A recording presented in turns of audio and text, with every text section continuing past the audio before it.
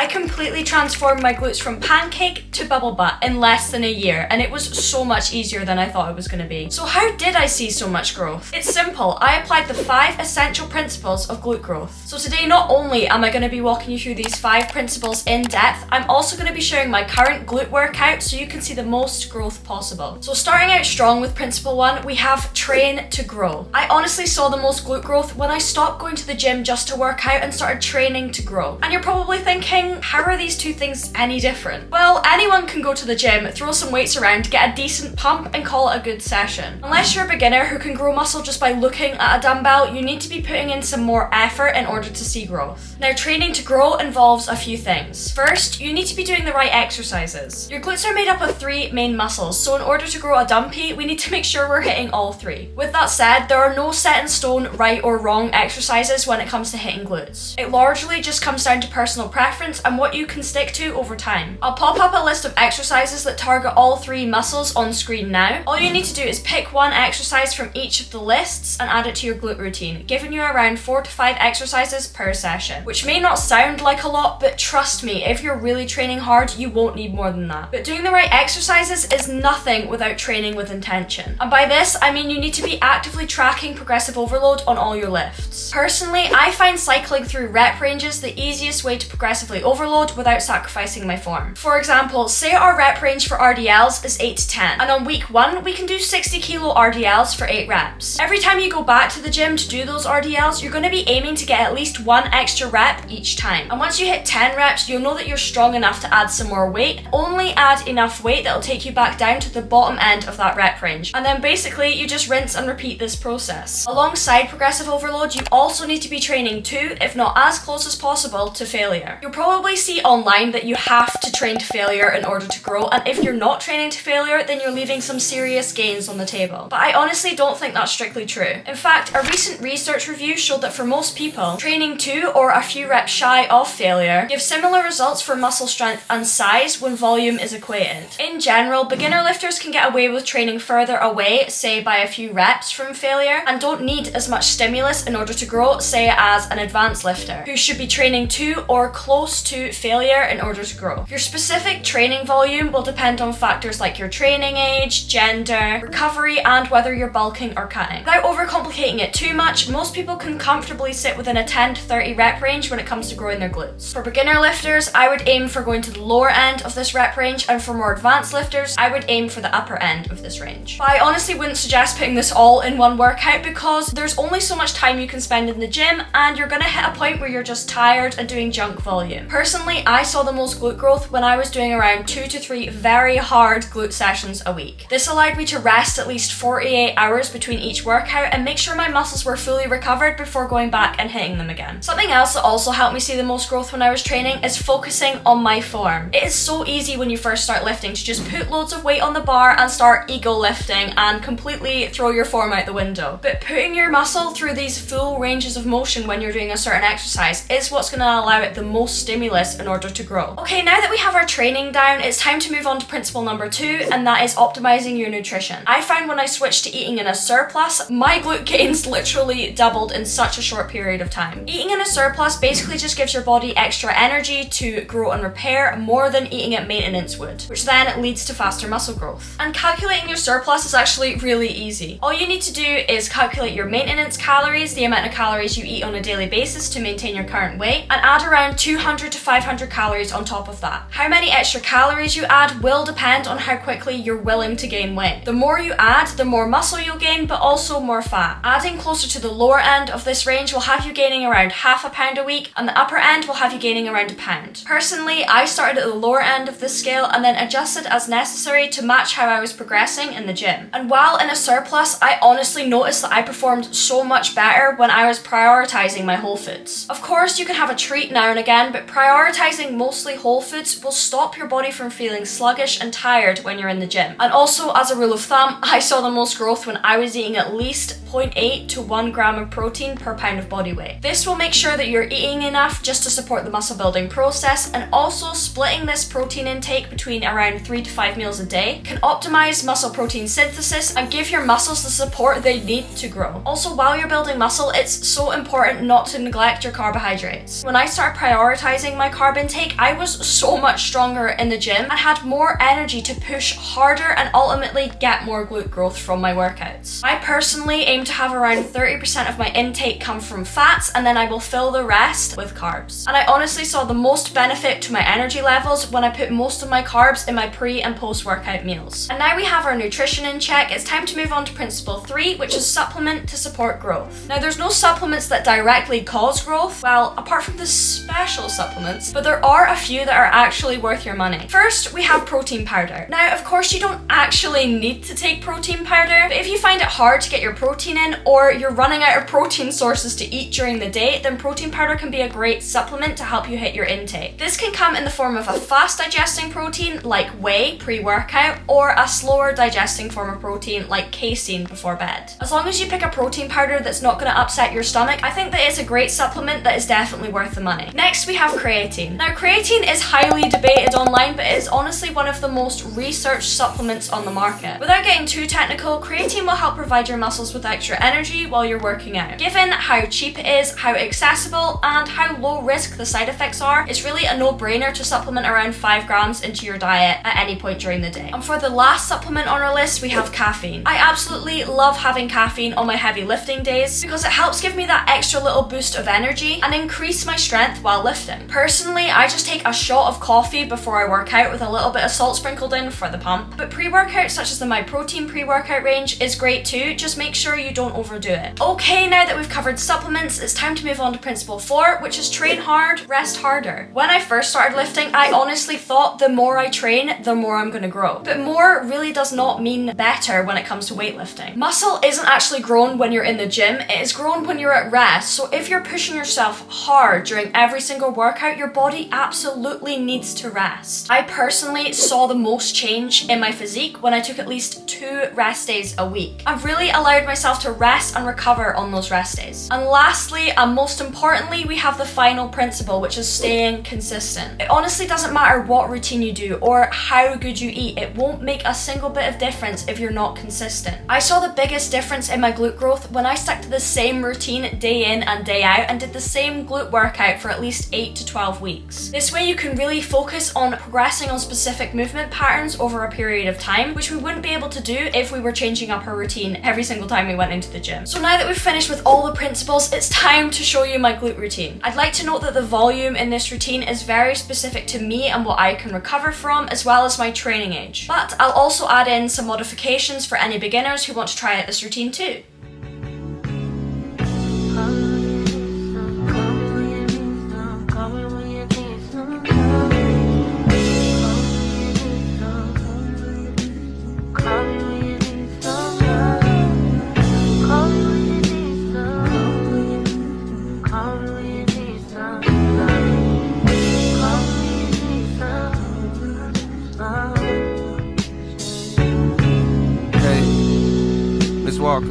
Thank you for wanting a verse from me. Apologies for the wait, sometimes it's hard to get the distractions up off you. For enough time to jot your thoughts, but fuck it, this morning I got to. I'm thinking about you. I heard you just had you another little baby. Congratulations. I hope you got through it with no complications. I find it amazing the way that you juggle your kids, the biz, the fame, the bitches that's hating. They sit around waiting for you to fall off like the album I'm making. But I hope that you taking a little time for yourself. Still in a moment or two to unwind between the hectic sounds of your precious baby crying. Do you clear your mind? Must be a lot going on. I hear it in all of your songs. Niggas been doing you wrong. Family been doing you wrong.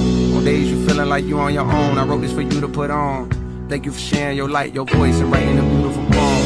Session 32, bring me to tears. Be getting choked up when I hear it. Seem like I keep crying off so much since a nigga had these kids. And I don't know what it is that made me so sensitive. More than I already was. But never mind that, I'm back. I'm sending you this little audio hug. And hopes that you smile, forgetting the stress that piles from all the above. The more that we hurt, the harder we love. As soon as it's gone, we gotta re-up. It's just like a drug. If people knew half of the pressure, they know that it's hard to be her. I'm sending you SZA and Ari, my love. Y'all holding us down, y'all holding the crowns. You ever need something from me, don't hesitate, please. Just hit me and I'll be around. I'm gone.